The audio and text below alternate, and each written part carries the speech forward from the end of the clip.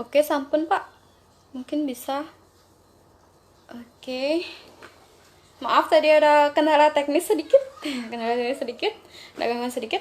Jadi, oke kita lanjut tadi ceritanya. Ya, ceritanya jadinya tidak greget, guys. Oke. Tadi ceritanya tentang seorang perempuan yang menikah secara sentane. Jadi menikah secara sentane. Tetapi di situ perempuannya gini ya, menerima perlakuan yang tidak baik. Dia melakukan perlakuan yang tidak baik dari laki-laki tersebut, dan itu memperkuat argumen kita bahwa wah bener nih kan, bener ternyata nanti pasti yang ceweknya nih yang diusir gitu. Nah tetapi di ending ceritanya pengarang menampilkan sesuatu yang tidak terduga gitu oleh pembaca. Jadi di akhir setelah yang laki-laki ini menceraikan, jadi endingnya tuh dicerain. Nah, dicerain yang ceweknya, terus yang laki-lakinya pulang, jadi kembali ke rumah orang tuanya. Nah, orang tuanya dia merasa kecewa, orang tua dan kakak dari laki-laki tersebut merasa kecewa oleh perlakuan dari adiknya itu. Lalu kakaknya itu mengusir adiknya, jadi adiknya diusir, terus ditutupin pintu. Terus adiknya itu bilang ampakang tiang horibli. Nah, jadi itu menurut saya cerpennya sangat menarik karena dari awal pembaca itu dari awal dibuat menafsirkan sendiri kan, punya penafsirannya sendiri. Lalu pas di ending ternyata bukan seperti itu endingnya, bukan seperti itu yang ending yang seperti yang kita pikirkan. Jadi itu menurut saya itu sangat bagus, sangat menarik. Lalu jadi selain cerpen yang menurut saya tadi sangat berhasil, sangat bagus dan sangat menarik, ada juga cerpen yang menurut saya kurang greget gitu. Jadi cerpen yang menurut saya kurang greget itu ada dua cerpen, yaitu cerpen yang berjudul Kosekan di Tongose Linggah dan yang berjudul Arjuna Tape. Jadi kedua cerpen tersebut pengarang dalam menampilkan cerpennya itu datar saja, jadi flat gitu, alurnya datar. Jadi nggak ada kejutan-kejutan seperti di cerpen-cerpen lainnya yang ada di buku ini. Jadi dalam cerpen Kosekan di Tongose Linggah itu pengarang menampilkan seorang tokoh yang suka berhura-hura, lalu mendapatkan akibatnya gitu, mendapatkan karma pala, dibui, lalu ada di endingnya itu dia tobat dan akhirnya menjadi pribadi yang lebih baik. Nah jadi di situ pengarang menampilkan jalan ceritanya itu datar-datar saja, jadi nggak ada kejutan atau surprise di akhir maupun di tengah-tengah cerita gitu. Jadi ada juga cerpen Arjuna Tape. Jadi cerpen Arjuna Tape ini menceritakan seorang pemuda yang ikut nongkrong di kafe, di tempat karaoke bersama teman-temannya, tetapi pemuda ini tidak ikut merokok, tidak ikut minum, tapi dia ikut nongkrong situ. Padahal dia sudah dirayu-rayu oleh temannya, tapi dia tidak mau. Nah, di ini cerita pengarang menampilkan waitress cantik. Jadi ada waitress cantik yang merayunya, jadi dia bimbang gitu, siap apa sesep gitu. Jadi di situ juga pengarang menampilkannya juga datar-datar saja. Jadi pengarang menampilkan datar-datar saja, dan itu menurut saya kedua cerpen tersebut kurang greget. Jadi konflik yang beliau bangun itu nggak nyampe gitu, jadi kurang greget menurut saya. Nah gitu. Itu cerpen-cerpen yang menurut saya sangat berhasil, dan ada cerpen yang kurang greget. Jadi sekarang kita lanjut ke penilaian secara umum mengenai buku ini. Jadi penilaian secara umum kita mulai dari tema. Jadi buku Ngimpian Jokowi ini terdiri dari 13 cerpen berbahasa Bali. Nah, secara keseluruhan cerpen-cerpen dalam buku ini mengangkat tema mengenai masalah sosial yang sering terjadi di masyarakat, fakta-fakta sosial, dan ada juga adat seperti di adat pernikahan sentane tadi. Lalu ada juga mitos-mitos, mitos-mitos yang dipercaya oleh masyarakat Bali. Nah, jadi terdapat 6 cerpen yang membahas tentang pengabdian kepada masyarakat gitu, Po. Jadi contohnya ada cerpen Ngimpian Jokowi, itu bentuk pengabdiannya seorang perbekal yang menjalankan proyek demi kemajuan desanya. Lalu ada cerpen Teken Pangeken, itu bentuk pengabdiannya seorang perbekal juga yang menegakkan keadilan demi kebenaran dalam dunia politik.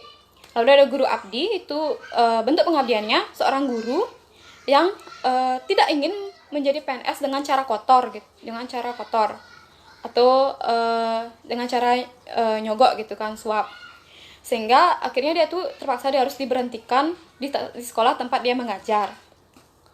Lalu ada cerpen yang berjudul Ulian Kis Ilu Nada Tiwas, itu pengabdiannya juga seorang perbekal yang menangani masalah warganya yang menginginkan KIS atau Kartu Indonesia Sehat, bukan KIS gitu ya, bukan, tapi Kartu Indonesia Sehat.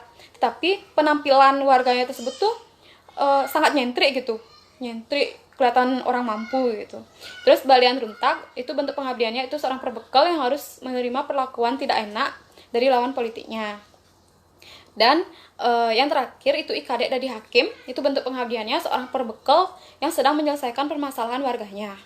Lalu ada juga 3 cerpen, jadi ada 3 cerpen yang menceritakan tentang seorang wanita,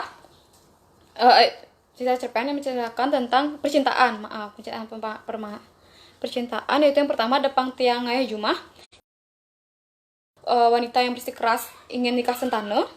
Lalu ada Tresna Selat Segara. Nah, ini Tresna Selat Segara tentang kisah cinta jarak jauh, long distance relationship. Lalu yang terakhir ada Ampakang Tiang Koribli yang tadi saya ceritakan juga, itu kisah cinta yang berakhir sedih. Selain itu, ada 2 cerpen yang membahas tentang mitos yang dipercaya oleh masyarakat Bali. Yaitu ada 2 cerpen yang berjudul Cicing Membatis Telu, itu tentang bisa dikatakan ilmu penglihatan ya, menjadi cicing membatis telu, jadi anjing jadi jadian gitu, yang berkaki 3. Lalu ada Lelipi Ipian, itu menceritakan tentang ilmu penglihatan juga, dan yang untuk menyakiti orang, sering dikenal dengan cetik. Oke, itu tentang temanya. Lalu ulasan selanjutnya mengenai tokoh. Nah, jadi tokoh, jadi pengarang lebih dominan. Pengarang lebih dominan memunculkan figur seorang perbekal. Jadi dominan memunculkan figur seorang perbekal dalam cerpen-cerpen yang ada di buku ini. Jadi setelah saya baca secara keseluruhan, terdapat 6 cerpen. Jadi terdapat 6 cerpen yang tokoh utamanya adalah seorang perbekal atau kepala desa. Cerpen-cerpen tersebut adalah cerpen Ngipiang Jokowi, Teken Pangneken, Ulian Kis Iluh Nada Tiwas, Lelipi Ipian, Balian Runtak, dan Ikadek Dadi Hakim. Nah, jadi menurut entah sengaja atau tidak sengaja, pengarang menggunakan tokoh tersebut gitu.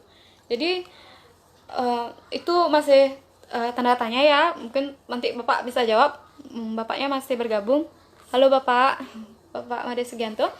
Nah, tetapi menurut penafsiran saya, pengarang ingin menggambarkan pengalaman suka duka beliau selama menjabat sebagai seorang perbekal atau kepala desa kepada pembaca gitu. Jadi beliau ingin menggambarkan bagaimana sih suka duka beliau ketika menjabat menjadi kepala desa gitu. Apa aja keluh kesah atau pengalaman apa aja yang beliau temui di lingkungan sekitar beliau.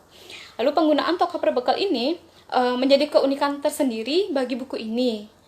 Dan bisa dikatakan buku ini merupakan seperti buku harian beliau ya, bisa disebutkan seperti buku harian beliau yang beliau torehkan dalam bentuk cerpen. Nah, hal itulah yang melatar belakangi beliau atau pengarang lebih banyak menggunakan tokoh kepala desa atau perbekal pada beberapa cerpen dalam buku Ngipiang Jokowi ini. Hai, lanjutkan. Siapa akan dilanjutkan? Lalu, nah, pengarang dominan menggunakan tokoh manusia dalam setiap cerpen di buku ini. Jadi, dalam cerpen-cerpen yang ada, pengarang lebih banyak menggunakan merupakan tokoh manusia.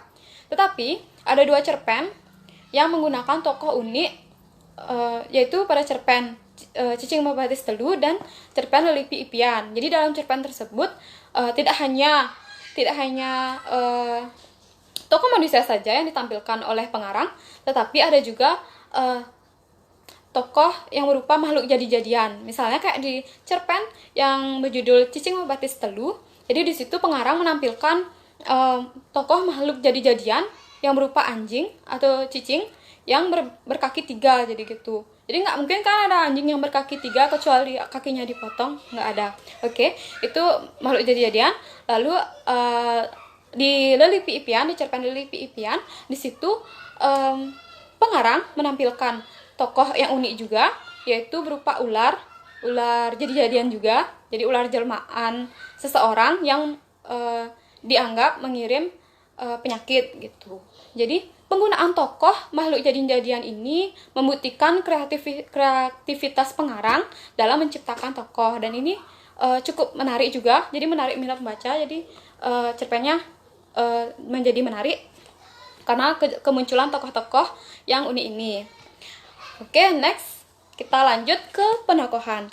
Jadi penggambaran watak tokoh atau penokohan yang digambarkan oleh pengarang pada masing-masing tokoh dalam cerpen ini menurut saya sangat pas. Jadi pengarang berhasil menggambarkan penokohan secara baik gitu, dengan baik. Nah, mulai dari tingkah laku tokoh, gambaran psikis tokoh, hingga dalam dialog antar tokoh. Nah, pengarang lebih senang menggambarkan watak dari setiap tokoh itu dalam bentuk narasi. Jadi sedikit yang digambarkan melalui dalam bentuk dialog antar tokoh.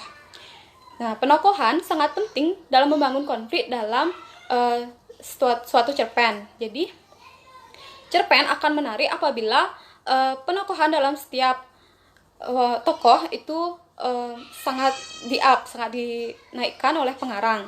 Jadi watak-watak tokoh ini dapat memunculkan konflik yang mengejutkan untuk pengarang. Jadi agar pembaca tidak bosan.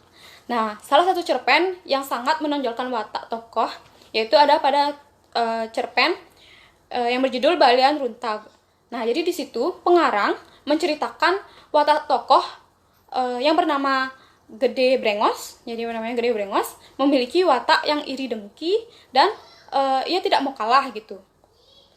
Hal ini terlihat ketika ia tidak terima pada saat ia kalah dengan lawan politiknya. Jadi jadi Gede Brengos nih nggak terima ketika dia kalah. Jadi dia balas dendam.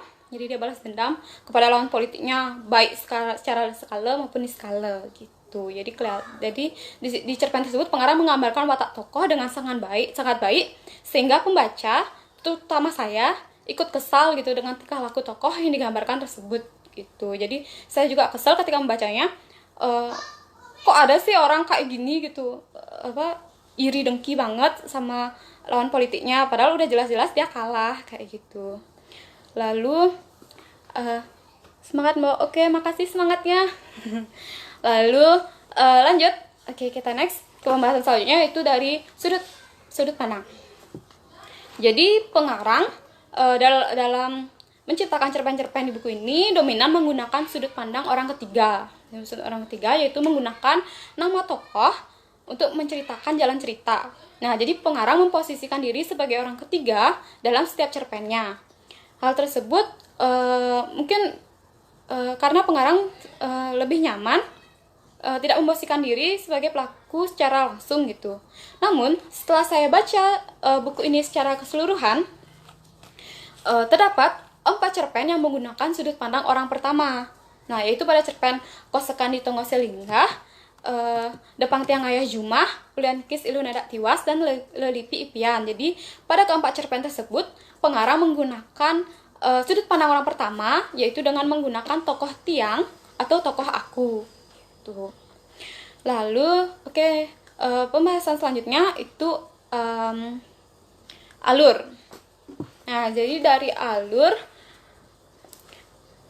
yang digunakan oleh pengarang dalam setiap cerpennya di buku ini yaitu alur maju. Jadi pengarang menggunakan alur maju dalam setiap cerpen yang ada di buku kumpulan cerpen berbahasa Bali Ngipiang Jokowi. Nah, jadi pengarang menampilkan cerita dari awal kejadian hingga akhir cerita. Di awal kejadian konflik atau ketegangan, dan akhirnya ending, akhir cerita gitu. Nah, jadi contohnya itu pada cerpen yang berjudul Kosekan di Tongo Selinggah. Nah, di cerpen ini berawal dari tokoh aku. Nah, tadi dapat disinggung sedikit ya tentang cerpennya ini. Jadi berawal dari tokoh aku yang hidupnya itu suka berhura-hura gitu, berhura-hura, dan seperti berhura-hura, tidak memikirkan orang tua, tidak rajin menabung, dan dia memakai narkoba. Tindakan yang tidak baik ya, tidak memakai narkoba, dan akhirnya dia mendapatkan akibat dari perbuatannya, yaitu dia akhirnya ditangkap oleh polisi. Jadi dia ditangkap oleh polisi, dia dibui. Nah, setelah itu tokoh ini menyesal, jadi menyesal dengan perbuatannya, dan akhirnya dia bertobat. Jadi dia ingin bertobat dan bertingkah laku menjadi lebih baik lagi. Nah, itu di situ dari contoh cerpen tadi itu pengarang menampilkan alurnya dari alur awal, lalu terdapat konflik sedikit, lalu langsung ke ending. Jadi itu termasuk alur maju. Jadi pengarang menggunakan alur maju. Nah, menurut penafsiran saya, alasan pengarang tidak menggunakan alur mundur atau flashback itu karena pengarang memiliki tujuan agar pembaca mudah mengerti dengan jalan cerita dari setiap cerpen yang ada di buku ini gitu. Jadi pengarang tidak menggunakan alur flashback atau alur mundur gitu agar pembaca mudah mengerti apa yang ingin disampaikan oleh pengarang dan apa isi dari cerita di cerpen-cerpen yang ada di buku ini gitu. Lalu next kita ke ending.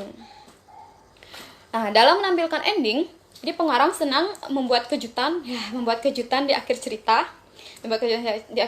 Jadi setelah itu pengarang juga menambahkan kejutan tersebut dengan membuat ending yang menggantung. Nah, jadi pengarang suka membuat ending yang menggantung di akhir cerita. Nah, itu yang membuat penafsiran pembaca mengenai ending cerita akan berbeda dengan yang ditampilkan pengarang dalam setiap cerpen. Jadi di awal cerita kita ketika membaca cerpen tersebut, kita akan memiliki penafsiran sendiri. Oh, nanti ini gini nih endingnya gitu. Tetapi pengarang sering kali menampilkan ending yang tidak terduga-duga oleh pembaca gitu. Jadi tafsirannya itu malah buyar gitu. Ternyata bukan gitu. Nah, itu contohnya tadi di cerpen Depang Tiang Ayah Jumah, tadi yang saya ceritain juga di awal. Lalu ada Tresna Selat Segara, Ampakang Tiang Koribli, yang tadi saya ceritakan juga, Ampakang Tiang Koribli, dan Lelipi Ipian. Lalu di sini saya ambil contoh cerpen Tresna Selat Segara. Nah, jadi cerpen tersebut menceritakan tentang kisah cinta antara tokoh yang bernama Kadek London dan Putu Marni. Nah, jadi dia itu keduanya menjalankan cinta jarak jauh. Nah, cinta jarak jauh itu cinta jarak jauh karena pekerjaan gitu. Jadi dia long distance relationship gitu kan. Terus di situ pengarang menampilkan keromantisan antara keduanya. Jadi pengarang menampilkan keromantisan antara kedua tokoh ini sehingga pembaca akan menafsirkan gitu, berpendapat, oh pasti nanti endingnya bagus nih, happy ending nih, pasti bahagia nih gitu kan.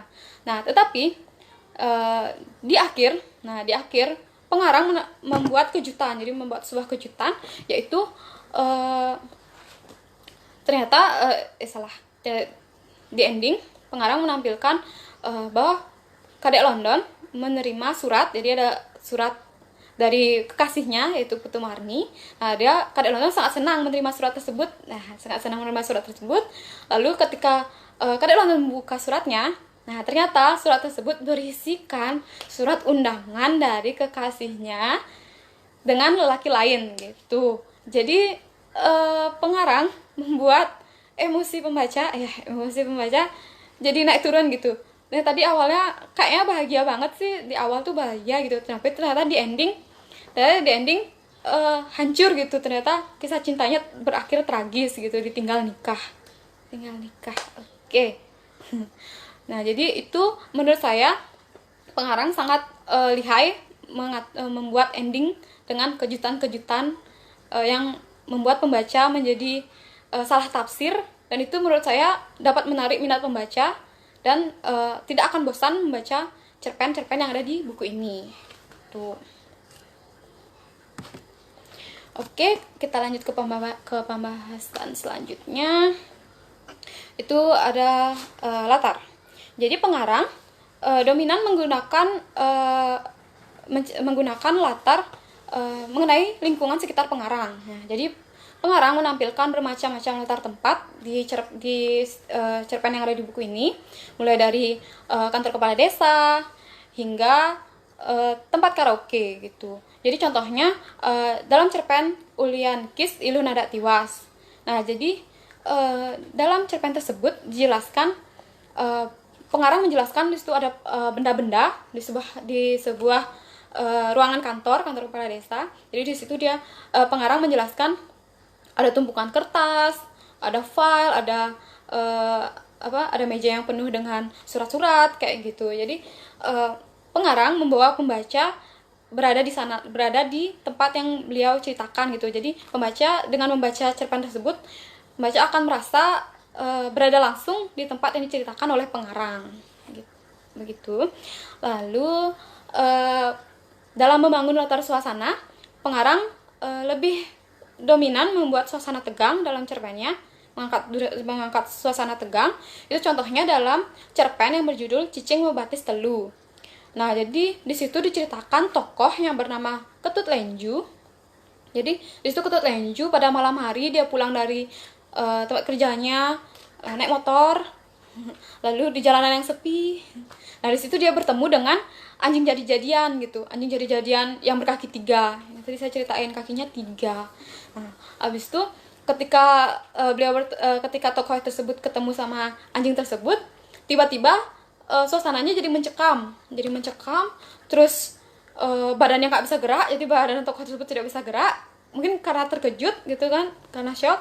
Abis itu tiba-tiba motornya juga mati. Nah, di situ pengarang menampilkan suasana tegang yang membuat pembaca juga tegang, termasuk saya. Jadi ketika membaca itu jadi ikut panik juga, kayak merasa pada situasi tersebut. Jadi kayak ngerasain gimana sih ketemu sama anjing jadi-jadian terus tiba-tiba motornya mati. Nah, tetapi pengarang di sini membuat endingnya tuh menggantung. Jadi setelah motornya mati, pengarang nggak melanjutkan apa cerita selanjutnya gitu. Jadi itu membuat pembaca jadi bertanya-tanya gitu. Terus gimana tuh abis dia bertemu terus motornya mati.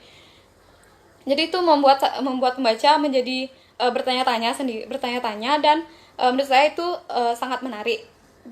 Tetapi tidak semua cerpen yang ada di buku ini beliau membuat suasana tegang gitu.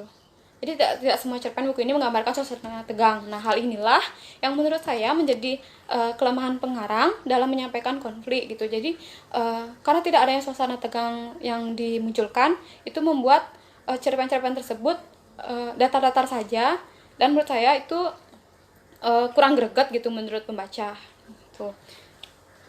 Oke, lanjut ke bahasa. Nah, ini yang terakhir ya guys.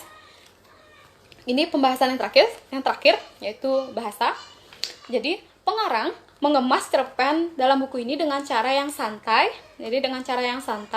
Dan menggunakan bahasa yang mudah dipahami. Jadi bahasa yang digunakan oleh pengarang ini sangat sederhana sehingga mudah dipahami oleh pembaca. Jadi menggunakan bahasa Bali andap yang bahasa sehari-hari, jadi bahasa dalam kehidupan sehari-hari yang hampir keseluruhan orang yang membaca atau pembacanya pasti mudah mengerti maksud dan tujuan dari pengarang. Lalu dalam beberapa cerpen beliau juga menyelipkan kata-kata gaul seperti fashion zaman now dan chatting gitu. Jadi di situ beliau menampilkan kata-kata tersebut dalam beberapa cerpen. Nah, ini menandakan bahwa beliau juga mengikuti kemajuan zaman gitu, kemajuan zaman dan ingin memberitahu kepada pembaca gitu bahwa sastra Bali modern itu tidak hanya harus bahas yang modern, harus bahas yang kuno-kuno, yang tradisional gitu, ternyata bisa yang modern juga. Jadi mengikuti kemajuan zaman. Nah, dari bahasa yang digunakan oleh pengarang inilah menurut saya pengarang memiliki tujuan yaitu agar pembaca mudah mengerti dan mudah memahami dari jalan cerita yang ada dalam setiap cerpen dan maksud dan tujuan dari pengarang tersebut. Baik, itu aja ulasan yang bisa saya sampaikan. Mohon maaf saya ngomongnya kesana sini, muter-muter, muter-muter karena ini merupakan bedah buku pertama saya, jadi perdana. Baik, saya buka sesi diskusi. Mumpung ada pengarangnya juga di sini. Bapak masih di sini kan, Pak Sugianto? Ya. Mungkin teman-teman ada yang ingin bertanya, seputar buku ini atau tentang pengarangnya. Nanti mumpung pengarangnya ada di sini juga, jadi mungkin beliau bisa ikut menjawab juga. Jadi saya buka sesi pertanyaan. Jadi silahkan bertanya. Nah, bapaknya hadir tuh, Siapa? Bapaknya hadir. Jadi mungkin teman-teman ada yang mau bertanya, dipersilahkan.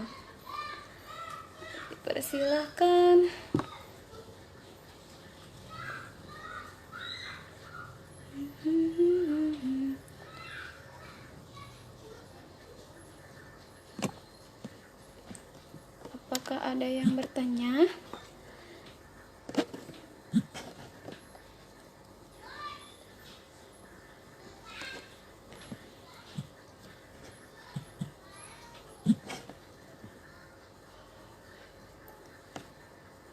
Oh, ini di atas tadi ada yang bertanya. Tadi pas saya menjelaskan, ada yang bertanya itu dari Monijaya. Halo Wi, ini teman saya yang dari Tabanan. Wah, deketan juga nih sama bapaknya. Jadi pertanyaannya, dari mana pengarang dapat ide atau konsep buku Impian Jokowi? Oh, maaf. Dalam IG udah 1 jam. Saya akan ulang, maaf. Oke, kita ulang live.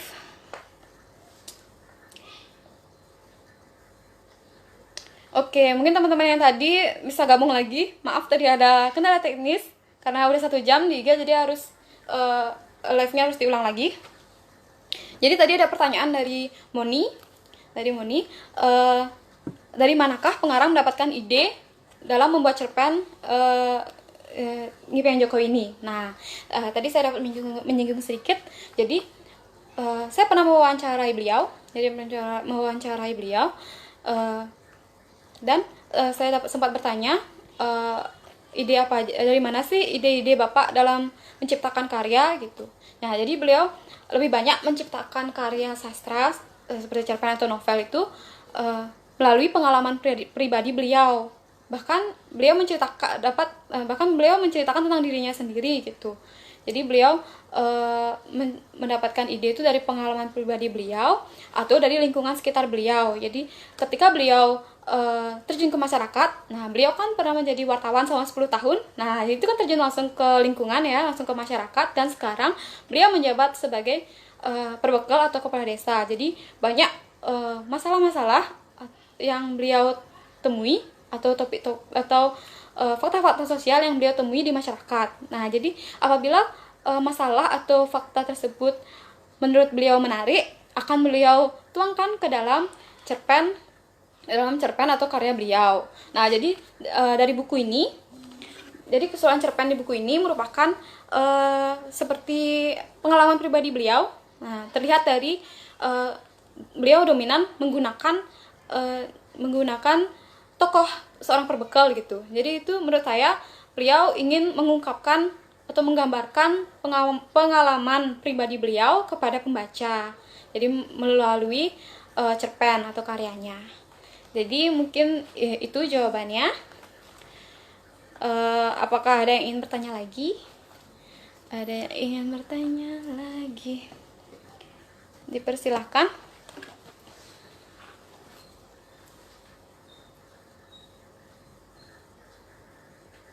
Nah, ada pertanyaan dari Bligune.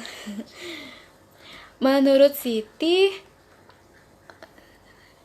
apakah pengarang menggunakan unsur-unsur bahasa yang khas berdialek Tabanan, dan apa sarana-sarana yang digunakan untuk menciptakan keindahan, semisalnya metafora, ilustrasi, atau asonansi? Wah, baik Bli, pertanyaannya berat sekali. Baik, terima kasih Bli Guno.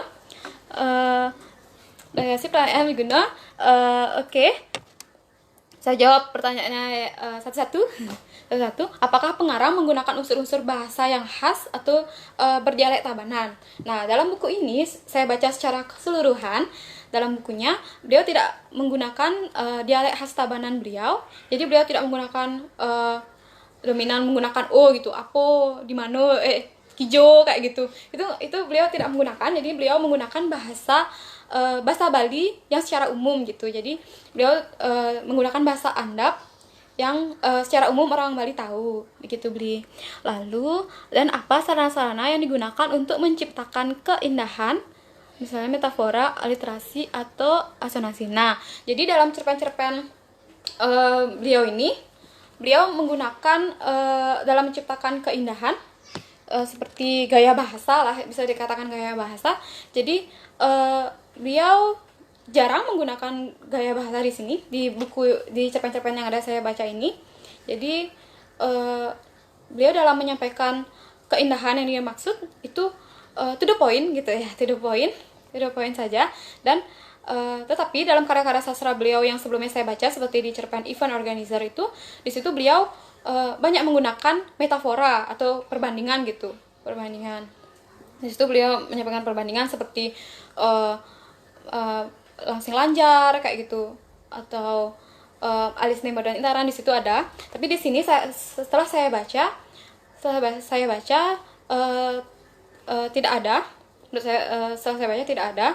Mungkin tentang keindahannya nggak ada. Mungkin tentang seperti paribahasa saja itu di cerpen Ikadek Dadi Hakim. Di situ beliau menyampaikan tokoh Jero Perbekal tuh seperti kebo yang hidungnya dicucuk gitu. Jadi nggak bisa bergerak gitu, nggak bisa bebas gitu, jadi diem gitu. Nah, itu cuma perbandingan saja.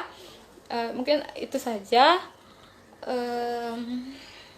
Oke, lanjut ke Bapak. Ya, ini ada pertanyaan dari Pak Gito. Kalau ini semacam catatan harian pengarang, terus pengarang dominan bercerita dengan sudut pandang orang ketiga, apakah ini tidak mengganggu kekuatan tokoh dan penokohan? Nah, menurut saya ini berupa catatan harian Pak Sugianto, karena di situ beliau menggunakan kayak menggambarkan pengalaman beliau. Jadi pengalaman beliau dan masalah-masalah yang beliau temui di masyarakat. Jadi dominan bercerita dengan sudut pandang orang ketiga. Ya, beliau di situ dominan menggunakan sudut orang ketiga, tapi itu tidak mengganggu kekuatan tokoh dan penokohan. Jadi walaupun pengarang menggunakan sudut pandang orang ketiga, di cerpen-cerpennya ini, itu tidak mengganggu kekuatan tokoh, kemunculan tokoh dan watak-watak tokoh yang ditampilkan oleh pengarang.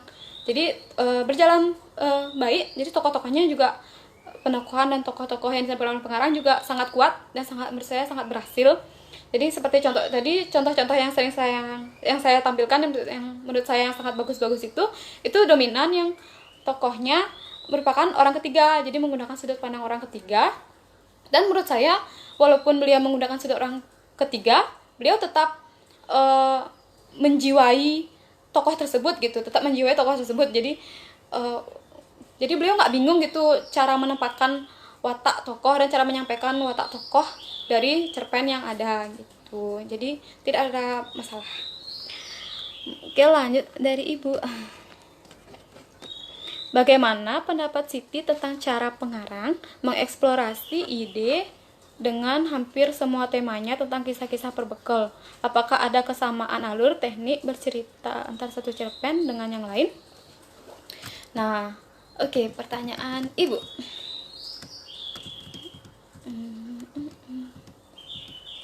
Oke, itu tentang tokoh. Nah, jadi pengarang tadi yang dapat mengungkapkan bahwa pengarang dominan menggunakan tokoh perbekal. Jadi ketika ada 6 cerpen yang tadi saya sebutkan, menggunakan tokoh perbekal. Jadi beliau atau pengarang dalam menyampaikan ke 6 cerpen tersebut, nah itu sangat berbeda. Jadi tidak sama, cuma hanya tokohnya saja yang mirip, dan masalah-masalah yang disampaikan juga berbeda. Seperti cerpen Ngipyang Jokowi, di situ perbekalnya itu sedang menjalankan proyek, terus bertemu dengan Bapak Jokowi, terus tekan pangnekan itu tentang politik yang politik yang licik gitu. Lalu ada Ulian Kis Iluh Nadak Tiwas, itu juga tentang perbekal yang mengatasi masalah warganya yang minta kis. Nah, kis, tapi warganya itu nyentrik gitu. Terus di Lelipi Ipian itu sepertinya pengalaman pribadi beliau. Jadi di situ beliau tidak banyak menampilkan masalah yang terjadi. Jadi beliau itu kayak menceritakan pengalaman pribadi beliau ketika beliau mendapat perbuatan yang tidak enak itu secara niskala. Jadi beliau menceritakan di cerpen tersebut. Lalu di Balian Runtak itu perbekal yang tidak terima karena kalah dengan lawan politiknya. Lalu Ikadek Dadi Hakim itu menceritakan tentang seorang perbekal yang mengatasi masalah warganya. Jadi menurut Siti, kisah-kisah beliau, ya, kisah-kisah keenam cerpen ini, jadi cerita keenam cerpennya ini menurut Siti berbeda. Jadi berbeda ya. Jadi masing-masing cerpen itu memiliki cerita yang masing-masing yang berbeda gitu. Jadi yang menurut Siti sama di sini tuh hanya tokohnya saja. Jadi antara satu cerpen dengan cerpen yang satu dengan cerpen yang lain itu tidak memiliki kaitan sama sekali. Jadi nggak ada nggak ada benang merahnya ya, nggak ada benang merahnya. Hanya pengarang hanya ingin menggambarkan pengalaman beliau ketika menjabat sebagai perbekal. Jadi pengarang ingin menyampaikan ini ada 6 masalah yang saya sampaikan dengan tokoh sebagai perbekal juga gitu. Begitu mungkin Bu. Lalu ada pertanyaan dari Kevin. Om Swastiastu Siti, Om Swastiastu Kevin. Tiang mau bertanya, menurut Siti, unsur apakah yang menjadi kekuatan utama pada cerpen-cerpen yang terdapat dalam buku tersebut? Ya, pertanyaannya menarik. Unsur apakah yang menjadi kekuatan utama? Nah, jadi di sini pengarang memiliki kekuatan yang sangat kuat, yaitu ketika menampilkan konflik, ketika menaik turunkan emosi dari pembaca dan menampilkan ending yang penuh kejutan gitu, yang tidak terduga-duga oleh pembaca. Nah, itu menurut Tiang menjadi kekuatan utama oleh pengarang itu sendiri. Jadi pengarang menampilkan kejutan, surprise gitu kepada pembacanya, seperti yang tadi Tiang ceritakan. Di awal pembaca akan menafsirkan seperti ini, tetapi di ending ternyata ada kejutan lain yang ditampilkan oleh pengarang itu sendiri, dan itu menurut Siti menjadi daya tarik dari buku ini. Dan selain itu, tokoh-tokoh yang ditampilkan juga, tokoh seorang perbekal itu juga menurut Siti menarik. Karena seperti beliau menggambarkan atau melukiskan pengalaman beliau gitu, kayak beliau curhat di bukunya ini gitu, biar pembacanya baca dan mengetahui begitu. Mungkin begitu Kevin. Kiap, terima kasih Kiap. Lalu ini ada Liguna, suksema sharingnya Siti Novelli keren dalam karya Salungeto yang lain seperti Santoso Sumarep. Kata Marep adalah bagian dari dialek lokal Tabanan, meskipun secara tata bahasa menunjukkan penyimangan itu kekhasannya. Munculnya aspek dialektalitas dalam karya-karya pengarang adalah pintu gerbang menuju identitas daerah pengarang. Suksema Siti. Wow, baik Suksema beli. Aduh, Suksema masukannya. Jadi nambah pengetahuan lagi. Jadi dalam karya-karya beliau, karya-karya Bapak Made Sugianto, ternyata ada yang menggunakan dialek Tabanan juga nih di judul bukunya, yaitu Sentana Cucu Marep. Jadi kata Marepnya itu merupakan kekhasan pengarang dalam menggunakan bahasa. Jadi itu dialek Tabanan. Nah, terima kasih Briguna.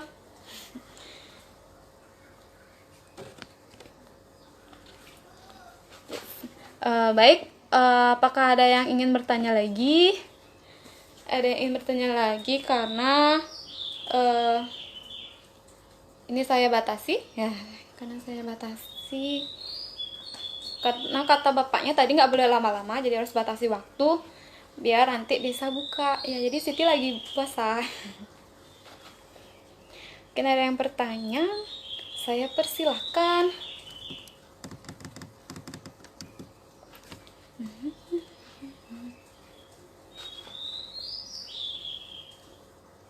Jadi saya tunggu lagi 2 menit kali ya, lagi 2 menit.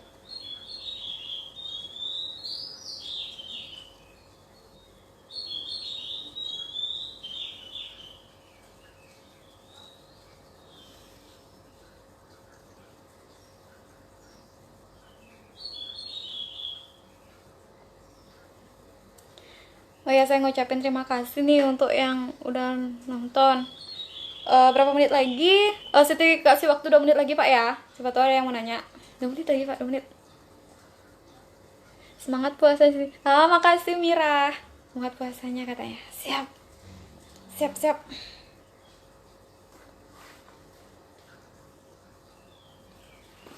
Mungkin ada yang ingin bertanya, kita tunggu lagi.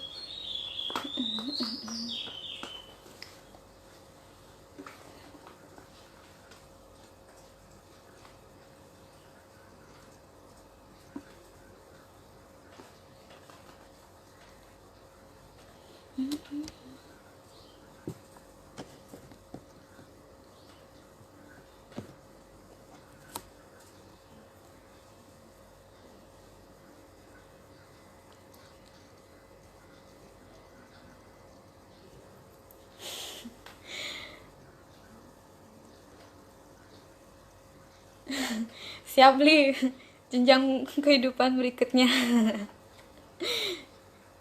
Belajar dulu, beli belajar. Siap.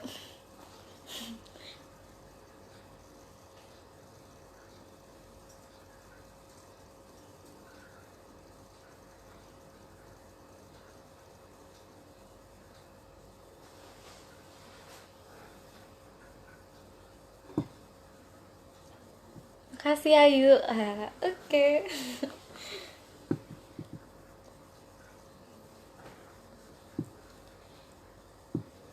Jadi gimana nih, nggak ada yang nanya lagi? Wah, ada pertanyaan penutup dari Bliguna. Wah, nggak hanya makanan penutup aja ya, ternyata ada pertanyaan penutup. Baik Bli, pertanyaan penutup, apa yang bisa diteladani oleh pengarang lain berkaca dari cerpen ini? Baik, menurut Siti, terutama pengarang pemula, ya.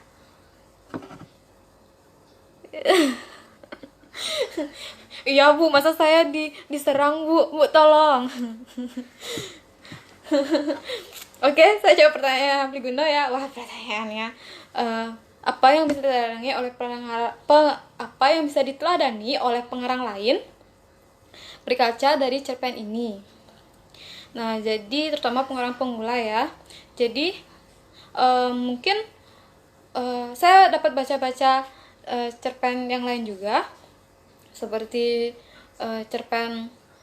cerpennya Bapak IBW Keniten, itu cerpen Ibu Charma Citawati, cerpennya Bapak kita juga, dan ada cerpen-cerpen pemula juga.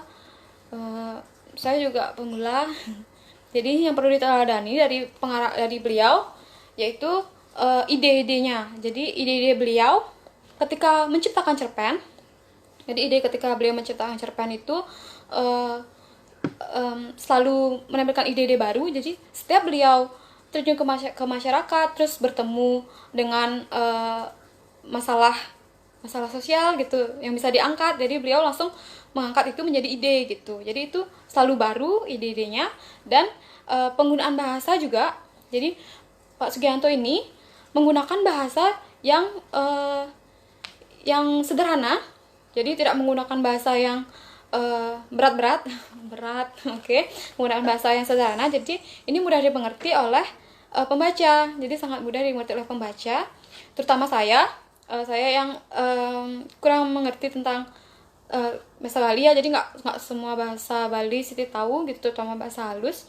Jadi dengan membaca cerpen beliau, Siti bisa ngerti gitu apa maksud beliau, bagaimana jalan ceritanya, begitu. Mungkin itu yang bisa diteladani dari tokoh Bapak Made Sugianto ini dalam menciptakan karya sastra, begitu mungkin beli. Aduh, saya diuji.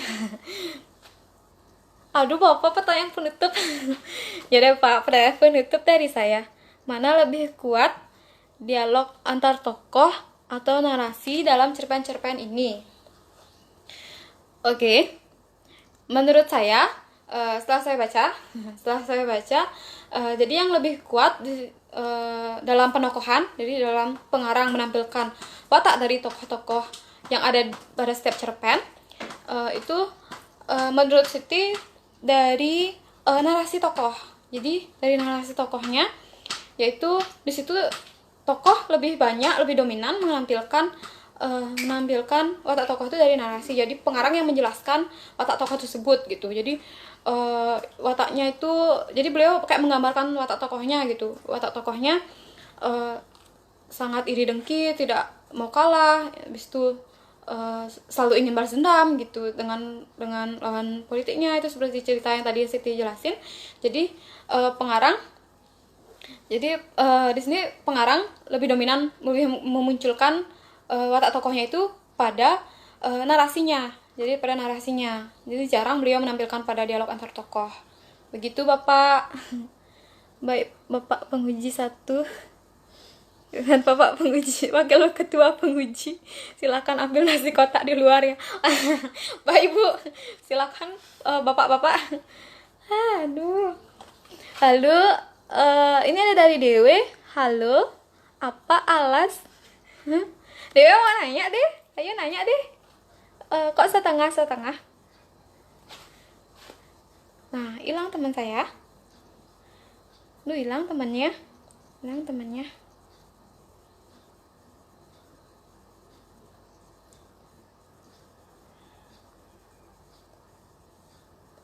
Tuh, pengarangnya muncul nih. Nah, saya siapkan 10 buku bagi penanya dan yang gabung. Bagi yang sudah punya bisa kirimkan ke yang lain. Ayo, tadi siapa aja tadi yang nanya ya, Siti nggak nyatet. Nah, jadi Bapak pengarangnya sangat murah hati banget. Jadi buku kumpulan cerpen impian Jokowi ini belum ada di belum pengarang sebar, ini belum beliau sebar di toko-toko buku. Saya sempat mencari di toko Berata gitu, di Gramet, saya belum menemukan bukunya ini. Jadi buku ini saya dapat secara langsung dari pengarangnya.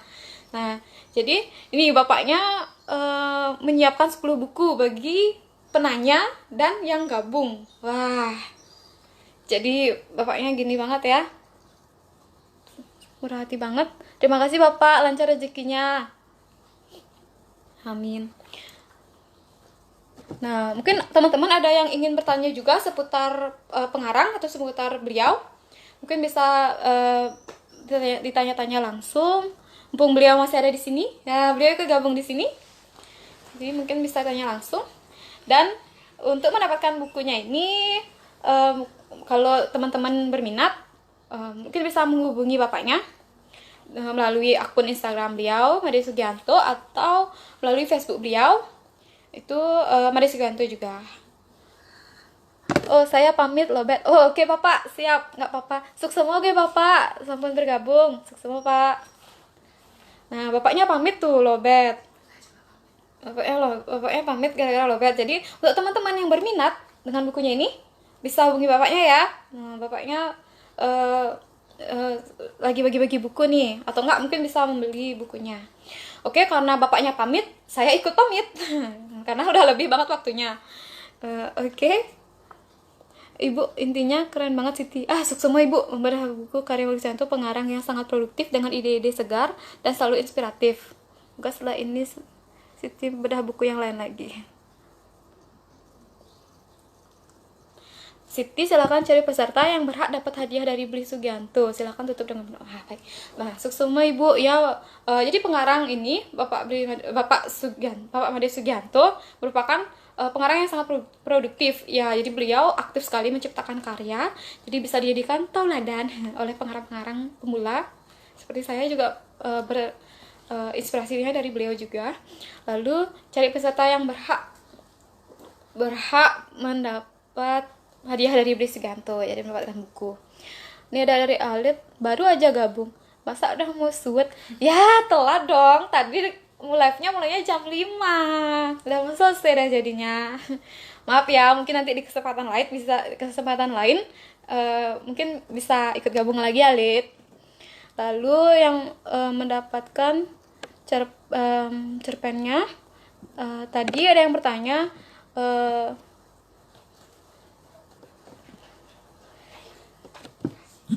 mungkin yang bertanya-pertanya tadi ya, seperti Moni, terus ada Kevin, terus tadi Beli Guna Beli Guna udah punya pasti kayak gini kan, jadi mungkin kasih teman-teman yang lain ya Beli ya. Kasih teman-teman yang lain nanti, teman-teman yang nonton ya terutama, nanti Siti catat nama-namanya, terus nanti Siti kirimin ke bapaknya. Jadi kirimin ke bapaknya, atau enggak nanti Siti suruh menghubungi langsung bapaknya ya, akan mendapatkan buku kumpulan cerpen Impian Jokowinya ini. Baik, karena sudah lama, udah molor ya waktunya, maaf, saya minta maaf. Lalu saya tutup dengan kesimpulan. Nah, jadi kesimpulannya, buku kumpulan cerpen Impian Jokowi yang dikarang oleh Bapak Made Sugianto ini menurut saya sangat menarik dan menghibur pembacanya. Jadi dengan gaya santai beliau dalam menyampaikan cerita, itu dapat membuat pembaca tidak merasa bosan, dan itu menurut saya sangat menarik. Lalu terlepas dari kekurangan-kekurangan yang ada dalam cerpen dalam buku ini, dari cerpen-cerpen yang menurut saya tadi kurang greget, nah jadi secara keseluruhan ini bagus untuk dimasukkan ke list bacaan teman-teman. Jadi nggak hanya dimasukkan ke list bacaan aja ya, jadi dibaca juga, jadi nggak dimasukin ke listnya aja, dibaca juga. Dan buat teman-teman yang tadi nonton nih, bapaknya ada hadiah nih diberikan buku kumpulan cerpen Impian Jokowi. Jadi bisa mengisi waktu luang teman-teman di rumah ketika merasa bosan selama masa karantina ini. Baik, mungkin alasan buku ini sangat direkomendasikan, jadi saya sangat merekomendasikan buku ini untuk dibaca oleh teman-teman, yaitu karena pengarang sangat berhasil dalam membuat alur, konflik, tokoh, latar, bahasa, dan tema yang dapat membuat pembaca merasa terkesan gitu ketika membaca buku ini. Jadi menurut saya bukunya sangat menarik dan untuk dibaca. Baik, mungkin sekian. Saya sangat berterima kasih kepada teman-teman, kepada ibu, bapak, Beli Guna. Saya sangat terima kasih karena telah ikut bergabung, ya, ikut berdiskusi juga. Lalu saya juga mengucapkan terima kasih kepada Suara Saking Bali karena telah memberikan saya kesempatan untuk membedah buku milik Pak Made Sugianto ini. Jadi saya mengingatkan lagi ya untuk teman-teman yang merasa bosan, jadi yang merasa bosan di rumah selama masa karantina ini, bisa mengunjungi akun Instagram Suara Saking Bali atau di Facebooknya itu Suara Saking Bali. Jadi di situ terdapat pembacaan cerpen secara online, dan ada juga bedah buku seperti yang saya lakukan seperti ini. Mungkin itu bisa mengisi kekosongan waktu teman-teman biar nggak masa bosan di rumah. Nah, baik, sekian. Saya mohon maaf apabila tadi ada kesalahan kata ketika penyampaian. Habis itu ada kata-kata yang muter-muter, jadi nggak sulit dimengerti oleh teman-teman. Saya mohon maaf apabila juga ada kata-kata yang salah, terus menyinggung atau membuat ketidaknyamanan begitu. Baik, mungkin sekian yang bisa saya sampaikan. Saya tutup dengan Parama Santi, Om Santi Santi Santi Om. Oke, selamat sore menjelang petang dan sampai jumpa lagi. Dadah.